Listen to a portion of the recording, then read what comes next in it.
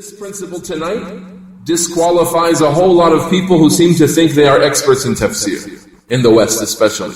Those known as the YouTube stars and the Quran experts and so on. The very first principle in the introduction to Quranic sciences disqualifies these people, as we're going to see. Not only inappropriate to understand our messenger like that, sallallahu alayhi wasallam, but highly inappropriate to understand our Lord in this way, that He would send to us a messenger, and that He either didn't know the meanings of the book, or He knew but didn't convey them. So if we can eliminate both possibilities, we arrive at a very important conclusion. That what? He knew the meanings of the book, he was given the book, not just utterances to recite without understanding their meanings, but utterances, words and phrases with meanings that he understood, and with meanings that he conveyed to his companions. You say right away, as a principle, then the Quran is explained by the Messenger of Allah sallallahu alayhi wasallam. The statements of the Messenger of Allah sallallahu alayhi wasallam, what are they called? Are they called ayat? No, what are they called? They're called ahadith, hadiths, right? So right now, what do we need to know? We need knowledge of a science in order to be able to understand the Quran. What's that science? It's the whole science of hadith. Have you heard of a hadith is authentic and a hadith is not authentic? You know there are authentic hadith and unauthentic hadith, right? You've heard of this before, of course. Then there is a need to be able to distinguish between the two. Why? Because we want to know the tafsir of the Quran. And there are ahadith, there are narrations from the Prophet sallallahu alaihi wasallam describing the meanings of passages from the Quran and individual words from the Quran. So then, for you to be able to actualize today's principle, theoretically to know that the Messenger of Allah sallallahu alaihi wasallam explained the whole Quran, it's not in the Mus'haf. The tafsir of the Messenger of Allah sallallahu alayhi wasallam is not printed in the Mus'haf. Where is it? The books of hadith. It's in Bukhari and Muslim, and it's in the Sunan, Tirmidhi and Nasa'i, Ibn Majah, Abu Dawud. It's in other Sunan, other Masanid. It's in the source books of hadith. And each and every one of those narrations needs to be determined whether it's authentic or not.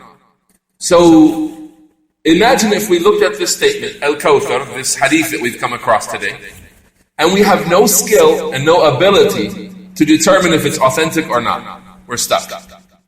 Are we now limited in how we understand the Quran? We have this verse, Inna a'tainaka al-Kawthar. I want to understand it. I want a solid tafsir. If this is authentic from the Messenger, sallallahu alayhi wasallam, then it becomes my belief, it becomes my position, it becomes my understanding of that verse from the Book of Allah. If it's not authentic, then I can't rely upon it. So if I don't have any skill or any ability to make any distinction here, then how is my tafsir going to come out? It's going to come out, I'm not sure there's a hadith, I'm not sure if it's authentic. So look at what I said today, we're going to disqualify people from tafsir. Anyone who comes to you and he tells you, study the Quran, right? Science of hadith, this is too difficult, it's too complex. How are you going to know about the meanings of the Quran that come in hadith being explained to you and you're unable to distinguish between what's authentic and what's not authentic? If you don't know hadith and hadith sciences, all of the sciences that connect to knowledge of the men in the chain, knowledge of the connectivity of the chains, knowledge of how to strengthen a weak chain with another chain, all of this science, all of these sciences, praise and criticism of the narrators, if you have no understanding of them at all, then how will you distinguish between what's correct and what's not correct from the statements of the Messenger sallallahu alaihi wasallam? The manhaj of the companions in tafsir is to go back to the Messenger of Allah sallallahu alayhi wasallam to understand the verses in their proper context. People today called Quran experts, and they say, I don't bother with the Sunnah. I go into Quranic miracles based on the language, based on a tafsir bil-ra'i, tafsir by opinions, tafsir by scientific miracles. And they say, I'm not able to go through the Sunnah to sort out the authentic from the unauthentic. It's a vast science and I have no skills in it. We say, thank you, you're dismissed. Thank you, you're dismissed. Do not ever speak about the Book of Allah. Thank you. Shut down your classes, shut down your TV programs, shut down your commercialization of tafsir. Shut it down and go learn the deen if you wish to talk about the Book of Allah Ta'ala. Essential. These are from the ABCs. Look at this. We're in a primer about Quranic studies. We've just begun the first principle. The essential nature of knowing what the Messenger of Allah sallallahu alaihi wasallam said about the verses. There is more than one way that people dismiss hadith sciences. There are some people who say it's respectable and it's awesome and I'm just not qualified for it. That's one angle. The example of Nouman Ali Khan, to name a name, so you can be warned against the tafsir of Nouman Ali Khan.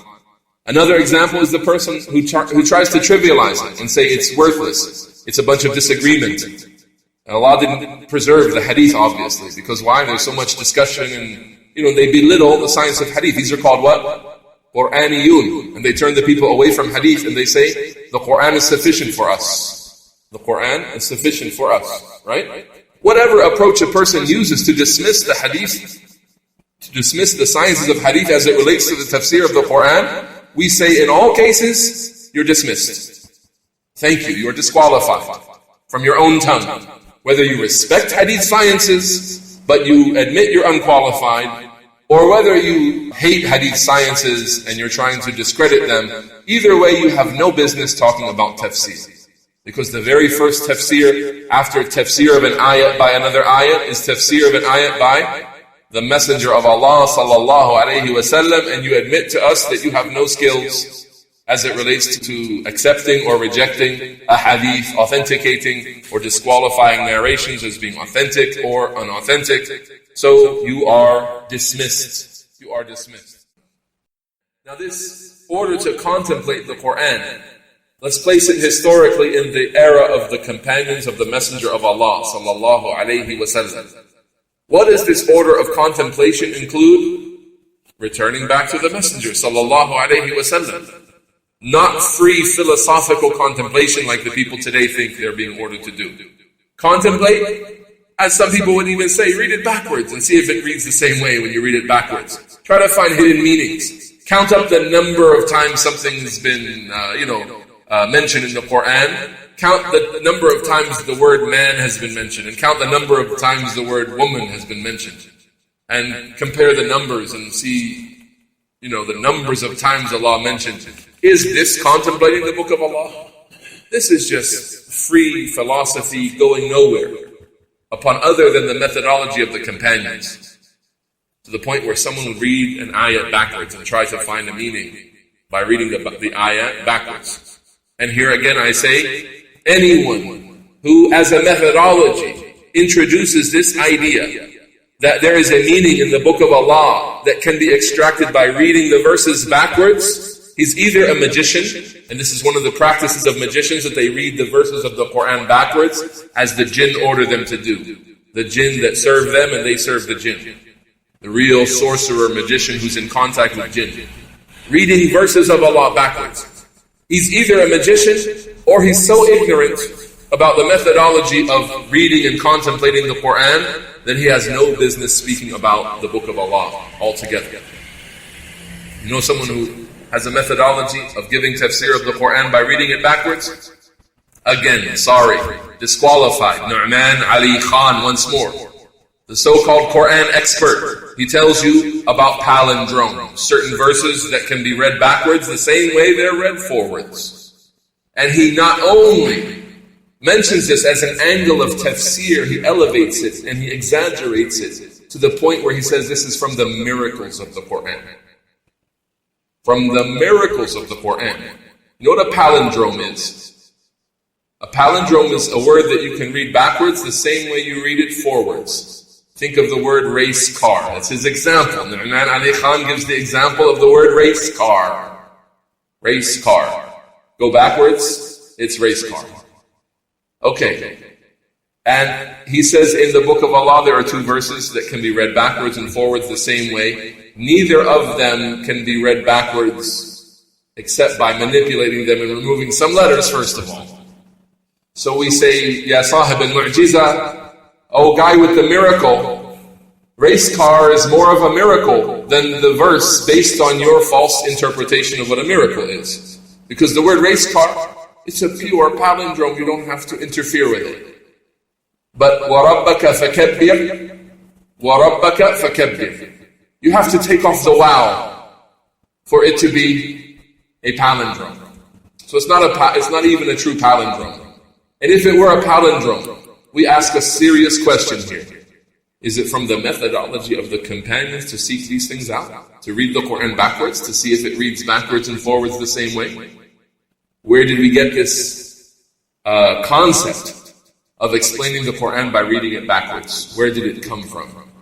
Did it come from the scholars of Islam? Did it come from the companions, the tabi'een, any of these people? The focus here is heavily today on Nouman Ali Khan. And I'm sorry for that. It's not that I like to mention names in the house of Allah Ta'ala, but we're talking about principles of tafseer.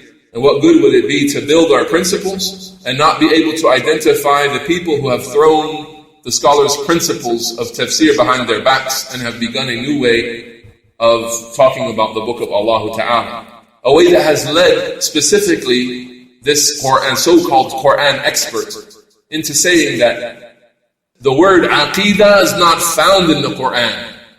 So as a result, for you talking about aqidah, and you should learn this and that, and the types of shirk, and the types of tawheed, and all of these matters of aqidah, it's not in the book of Allah like this. The word itself, aqidah, is not even in the Quran. Whereas the entire book of Allah from beginning to end, as the scholars say, there's no ayat except that it has tawheed in it. No ayat from the book of Allah except tawheed. And you say what's in the Quran, we give it priority. And then you try to dismiss the whole science of aqidah. What's the secret? What's behind this, ikhwan? What's behind this? There's an unqualified person making a big fat living off of tricking the ignorant Muslims. That's the reality. And the big audience where everybody pays $10 to come in the door, it hurts when you teach the correct aqidah and some of the people become upset and they leave. The person who carries the haqq, he knows the haqq is going to divide the people up into people who are looking for it and the people who are intending to reject it.